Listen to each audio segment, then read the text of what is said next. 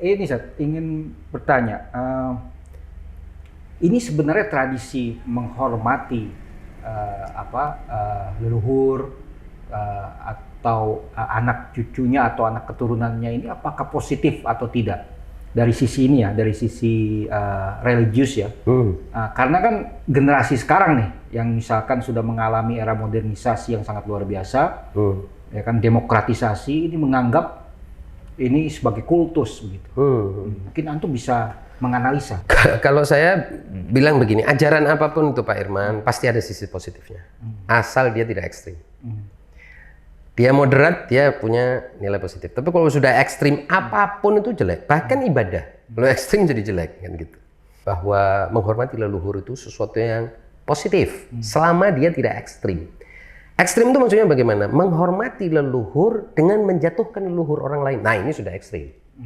Membanggakan leluhur padahal dirinya sendiri tidak punya amal apa-apa. Ini sudah ekstrim. Jadi ketika dia jatuh kepada ekstremitas, maka dia akan menimbulkan fanatisme. Kalau sudah fanatisme, akan timbul konflik dengan yang lain, penghinaan terhadap yang lain, dan seterusnya. Jadi secara sebagai sebuah ajaran, konsep, prinsip menghormati leluhur itu fitrah manusia, baik. Dan di Indonesia kita tahu itu adalah sesuatu yang sudah berlaku dan patut kita lestarikan, karena kan berarti kita akan ngikutin yang baik dari leluhur kita. Misalnya kita mengenang hal-hal baik dari leluhur kita, kita ingin melanjutkan itu dalam kehidupan kita dan kita ingin mewariskan itu kepada anak turunan kita. Dan itu tidak ada hubungannya dengan kemajuan atau kemajuan berpikir suatu masyarakat. Sebagai contoh aja, masyarakat Jepang itu yang sudah sangat maju dan tingkat pengetahuannya luar biasa, teknologinya kita tahu lah masyarakat Jepang. Budaya tinggi mereka mengajarkan yaitu penghormatan terhadap leluhur, bahkan ya ibadahnya orang Shinto itu orang Jepang ya itu menghormati leluhur, itulah ibadah mereka. Ya, bangsa Jepang terkenal menjaga tradisi sangat ketat ya. Ya, artinya filosofi, tradisi. Jangan sampai orang bilang, ini kultus karena bodoh. Ya, terbukti masyarakat Jepang bukan masyarakat bodoh. Mereka menghormati leluhurnya. Bahkan ibadahnya mereka itu adalah menghormati, pay tribute ya, artinya menghormati, berziarah, mengagungkan. Apakah tradisi menghormati leluhur, menjaga tradisi ini juga sebenarnya jadi fondasi untuk kemajuan suatu bangsa? Bisa jadi. Ya, bisa jadi begitu. Asal tadi itu saya bilang tidak jatuh kepada ekstrim. Yang menjadi persoalan ini kan ketika satu kelompok mengagungkan leluhurnya dengan cara menjatuhkan leluhur orang lain. Saya lebih hebat dari kamu karena leluhur saya hebat. Wah, ini sudah pasti akan terjadi konflik dan itu buruk. Kalau seperti itu pasti buruk. Buruk bagi ikatan sosial, buruk bagi kemanusiaan dan nilai-nilai yang ingin diajarkan. Karena kamu sebetulnya itu yang disebut mengkapitalisasi leluhurmu untuk mendominasi orang, menghegemoni orang, menguasai orang. Akhirnya leluhurmu, alih-alih kamu hormati dan kamu letakkan di atas, kamu pakai leluhurmu itu jadi alat untuk kepentinganmu, kepentingan sesaatmu, nafsu dan syahwatmu, atau kepentingan ekonomimu. Nah, ini justru leluhur itu bukan kamu hormati, justru kamu peralat dan kamu perkuda, kamu jadikan kuda dia untuk kepentingan-kepentinganmu. Ini yang tidak boleh. Ini gugatan kepada sebagian orang kan ke arah situ, sebagai individu alami. Nah, ini pertanyaannya, mengapa sekarang itu terjadi gugatan-gugatan, serangan-serangan terhadap habaib atau komunitas Alawiyin? Kita tahu dulu orang mempersoalkan gelar Habib, ya kan? Ketika muncul nama seperti Habib Rizik Syihab dan lain-lain. Lalu orang menggugat Arab secara general, orang-orang Hadrami dan semua. Sekarang orang menggugat nasab habaib. Nah, ya kira-kira dalam satu dekade ini sudah banyak serangan terhadap habaib. Ini apa, apa yang tadi kalau tradisi ini baik, bagus, kenapa ini terjadi?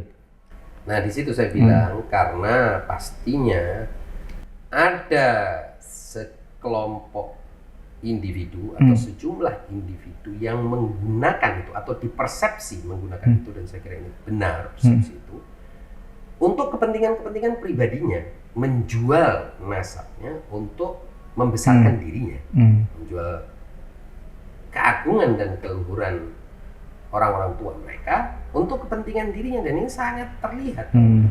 Orang bisa melihat itu. Saya selalu bilang tidak mungkin orang itu bisa mengikuti pikiran, katakanlah ini ada gugatan. Kalau gugatan ini dipukul ke tembok baja yang kuat, dia akan mental dengan sendiri. Tapi kalau dia memang sudah rapuh, pukulan ini bisa efektif.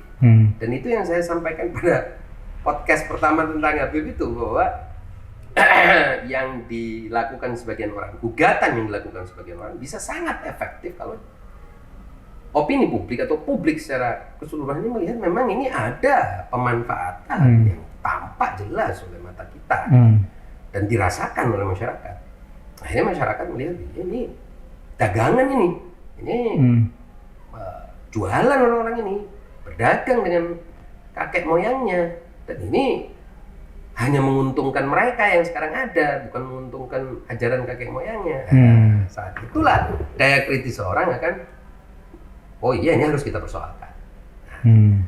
Dipersoalkan akhlaknya tidak jalan, cuman katakanlah terjadi cuman debat usil.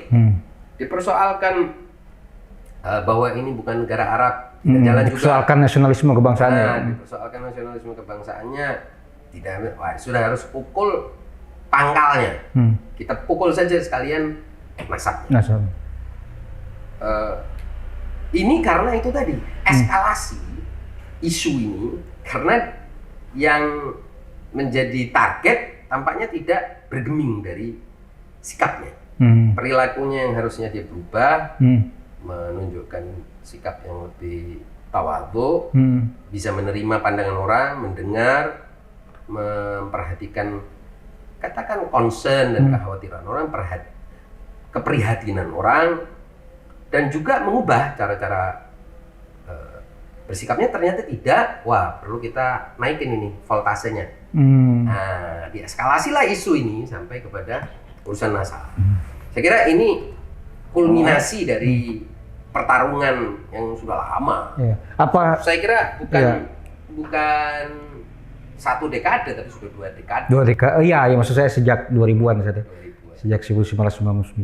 Apakah tidak ada kaitannya juga dengan perhelatan politik tahun depan, di mana salah satu calon kebetulan seorang keturunan Hadrami? Iya, sangat terkait pastinya. Makanya saya bilang pencalonan seorang keturunan ini itu dampaknya bagi semua, yang mendukung maupun tidak. Jadi saya ingat dulu waktu kasus Ahok, itu pasti dampaknya semua Chinese ikut terdampak dari kasus itu. Baik dia pendukung Ahok, Indo Tionghoa ya, maupun tidak mendukung Ahok, kan gitu. Sekarang Indo Hadrami. Indo Tionghoa, Indo Hadrami sekarang. Itu udah pasti. Makanya kandidasi atau nominasi itu harus hati-hati kalau menurut saya. Harus dihitung betul. Apakah masyarakat itu sudah siap? Apakah demokrasi kita sudah sematang itu? Apakah memang ada masalah? Dan seterusnya, dan seterusnya. Itu semua tanggung jawab yang pro dan kontra. Karena bagaimanapun demokrasi itu butuh pada waktu, butuh pada latihan. Ya, proses. Dan kadang-kadang proses di suatu bangsa lebih panjang daripada di bangsa lain. Ada memang bangsa yang lebih terbuka, misalnya bangsa-bangsa di pesisir, dia lebih terbuka, lebih mudah menerima ide-ide. Tapi bangsa-bangsa pedalaman tidak begitu ya, masyarakat di pedalaman. Intinya kita harus perhatikan betul itu, baik buruknya. Dan gugatan, keramaian terakhir ini terhadap nasab itu karena ada dugaan kuat bahwa Habaib ini satu suara mendukung Anies, which is tidak benar. Karena berdasarkan pada pengamatan saya dan riset banyak orang, kelompok Sayyid yang merupakan bagian minoritas di dalam Hadromi yang lebih besar, yang non Sayyid kan lebih banyak jumlahnya, itu tidak pernah satu suara dalam soal apapun. Mulai dari zaman dulu sudah tidak satu suara, sampai sekarang, apalagi sekarang tidak pernah satu suara. Siapa saja yang pernah membaca sejarah Hadromi di Indonesia akan tahu bahwa dari sejak awal mereka datang ke Indonesia itu sudah ada yang tradisionalis, ada yang modernis. Ada yang pro asimilasi, ada yang kontra asimilasi. Kontestasi internal Hadromi ini sudah terjadi terus-menerus. Seperti tadi dua penulis yang saya sebutkan, peneliti itu sudah menjelentrehkan dalam riset-riset mereka bahwa ini masyarakat yang tidak monolitik. Ya, jadi Hadrami khususnya Sayyid itu tidak monolitik kan? Tidak monolitik dan tidak pernah monolitik. Dan bukan hanya ketika mereka ada di Indonesia tidak monolitik, tapi mereka di Hadramut pun tidak monolitik. Tidak pernah mereka itu satu suara. Saya ambil satu cerita tentang seorang mufti Hadramut, itu namanya Abdurrahman bin Ubaidillah. Beliau ini salah satu mufti yang bisa dianggap sebagai kontroversial, tapi mufti karena punya pandangan-pandangan yang berbeda dengan mainstream ulama atau habaib yang ada di Hadramut ketika itu. Dan kalau bagi mereka yang ingin membaca, bisa membaca buku-bukunya, dan dari buku-bukunya terlihatlah bahwa pandangan-pandangan Abdurrahman bin Ubaidillah ini sangat progresif dan kritis terhadap katakanlah apa yang dia sebut sebagai kekolotan berpikir sebagian habaib. Dan itu terbuka gitu lah. Artinya pro kontranya tertulis. Dan dia itu berburu kepada, katakanlah dia mengikuti jalur habaib yang memang jalurnya non mainstream, yang bisa dianggap progresif atau kritis atau modernis lah. Sementara jalur yang tradisional yang dianggap mainstream ini ada tetap.